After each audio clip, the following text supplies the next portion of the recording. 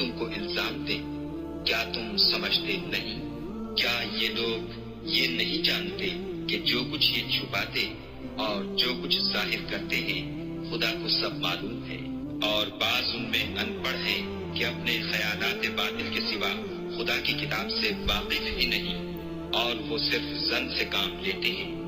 تو ان لوگوں پر افسوس ہے جو اپنے ہاتھ سے تو کتاب لکھتے ہیں اور کہتے یہ ہیں کہ یہ خدا کے پاس سے آئی ہے، تاکہ اس کے عوض تھوڑی سی قیمت یعنی دنیاوی منفیت حاصل کریں۔